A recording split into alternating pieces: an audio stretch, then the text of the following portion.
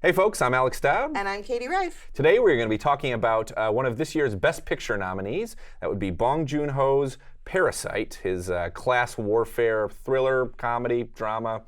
It's all those things. It's everything to everybody. Welcome to Film Club.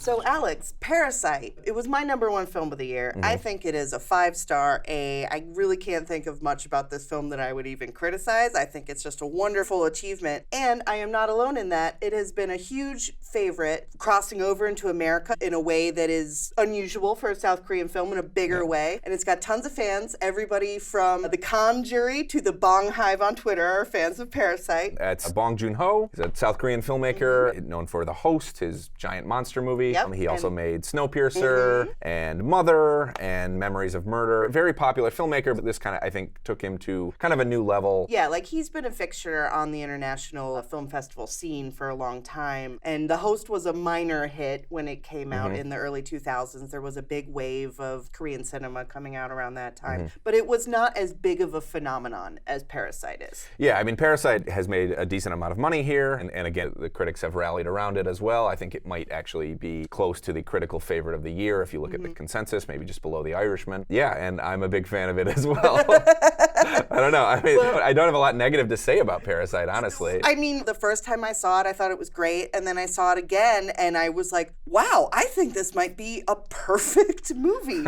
I don't know about that, but okay. It's very good. It's up there. Okay, you're right. You should never say anything is perfect. It really hits on all these different levels. You know, like some films are entertaining, but they don't have a lot to say. Some films have a lot to say, but they're kind of a slog to sit through. Parasite is very entertaining and also has a lot of really insightful, incisive commentary about capitalism and late capitalism and class warfare, themes that are very, very relevant now, you know, in South Korea and in America and the whole world, you know? Which I think is partially key to why it's been so successful here, is that the issues of class warfare this film is getting into are not exclusive to South Korea. The film follows two families, the Kims, who are very poor. They live together in a cramped basement apartment. And in the film's opening scene, which I find very charming, all the members of the family going around the apartment holding their phones up like this in different corners trying to find Wi-Fi that they can steal. So they basically are sort of scraping by a living. They do odd jobs. They get sort of temporary work. And one day their train sort of comes in, which is the son of the family finds out that there is this wealthy family, basically the Parks, whose daughter needs a new tutor. And he sort of has to fudge his resume a little bit to pretend that he has the college education. Right. And what he immediately sort of discovers is that this family is not only rich, but pretty gullible and pretty vulnerable to scams. And flattery. And flattery. So the Kims basically find a way to kind of work their way onto the Parks payroll. They find positions for each of them in the household. And for a little while, the movie almost plays like a heist film. Oh, totally. Because we're sort of seeing them, they build these scams, and Bong is cutting back and forth from the planning of their schemes to the execution of them. And it's great fun for a while. I think it's very fun to watch them essentially turn this wealthy family into job creators for them, you know? And we're sort of immediately on their side because they're impoverished and they need the work, you know, they need the money. Yeah, well, and I think what's interesting about it too is the film does play with loyalties like that. You can kind of go back and forth, and different people seeing the film are going to interpret it in different ways about who is the parasite. Like you were saying, the film is sympathetic with the Kims. It's like, no, they really need this money, and they're going to do whatever they have to do. But also the Parks, the rich family, they're not overtly mean. They're not abusive to the staff. They're not cartoon monsters. No, they're not. You know? They're just really oblivious to the fact. Blinkered and condescending in a lot of ways. Exactly. Yeah. And they don't seem to realize that their pampered, whimsical lifestyle is coming at the expense of all these people's work. Yeah, totally. Yeah. Well, and the Kims as well are not painted as cartoon saints either. Right. And so one of Bong's things too, as a filmmaker, is that he's kind of a genre commitment-phobe. You know, his movies will often blend some very different genres. Right. The Host was my first exposure to him, and I remember just being blown away by how graceful a mixture of comedy, of science fiction, of horror, of family drama drama it was. Yeah. And that's true to some extent with this film, too. In fact, when you first hear the title, you think, oh, has he made another science fiction film? Oh, sure, totally. Yeah. Yeah. I would say that there is one through line through all of his work, because you're right, he likes to jump around in different genres. He usually works within a vaguely genre space, but he won't commit to any one, like you said. But the through line in his work is Hitchcock, and that sort of Hitchcockian plot maneuverings is consistent throughout all of his films, I think. Yeah, so, sort of the complications and his use of suspense as well. So we won't spoil where Parasite goes today, but you sort of feel like you have a handle on it for a while, and then at a certain point it starts adding, we'll say, layers? Layers. I'll say layers. I think that everything that you can talk about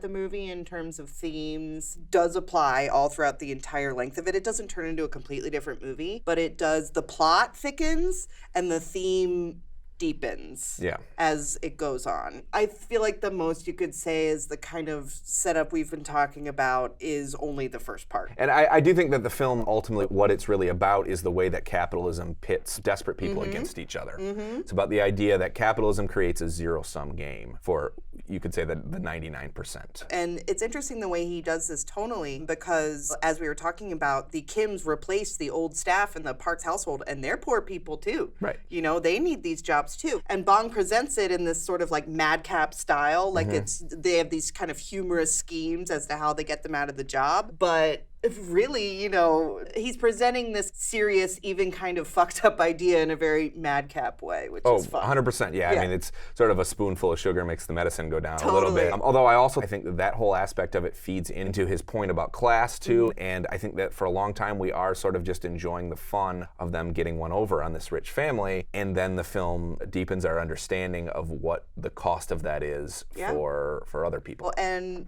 in some ways, the metaphors can be a little literal, but I don't even mind because they're expressed in such a surprising way that it sort of transcends any sort of cliche, I think. And the cast is awesome. They won a SAG Award for Best Ensemble, led by Song Kang-ho, who is Bong's longest collaborator, has been in his movies since the early 90s. He doesn't always play the lead, but he's always in the film. And then Park Sodam plays the daughter of the Kim family, Jessica, and she's great. She was someone who I think has been laid out as someone who should have been more in the awards conversation this year. I think it's very difficult for actors speaking in a foreign language to get Oscar nominations. Yeah. I think that a lot of the people doing the voting find it difficult to assess performances that are not in English, and I think there's also a certain cultural bias towards actors who are speaking a foreign language as well. I mean, sure, but they don't seem to have this problem with French actors, is I guess what I'll have to say about that. Well, yeah, I mean, I do think that, yes, I mean, I do think it's Anglo-centric as well. Although, I mean, again, French actors don't get in that often either. I don't support it, Dowd. I don't agree, because if I'm not supporting it. I know you're not, and I'm just formally registering my objections to that line of logic, because when you're watching a film, tone of voice still comes across, expressions and body language still come across, 90% of it still comes across. Yeah. And Bong, he's been just a really fun presence on the awards circuit this year. Like at the Golden Globes, he gave a speech in which he said, if Americans can get past the 1-inch barrier of subtitles, a whole new world of films is going to open up to them. Yeah. I wonder about the film's politics and how much they're getting through to people. If you have somebody like Elon Musk who's saying he loved Parasite, is the message of this film getting through to him? Or I've heard some people suggest that this is a movie that, if seen through the right blinkered lens, could be mistaken for saying, don't trust the help. Well, yeah, I mean, you could, if you were a similar sort of oblivious wealthy person, watch this movie and be like, oh, the poor Parks are being victimized. Right. You could see them as the victims of the story. But I think that's one of the things that makes it so intelligent, is that it does shift so much. And I don't think it negates Bong's point. I think it actually enhances his point that rich people can be so oblivious that they can watch Parasite and take that away from it. All right, folks, that's all the time we have today. Thanks for watching. If you are watching this on YouTube, make sure to like and subscribe. We're going to be back next with some thoughts on the final Best Picture nominee that we have not discussed on this show yet, and that is Jojo Rabbit. All right. We'll see y'all next time. Thanks for watching. Later.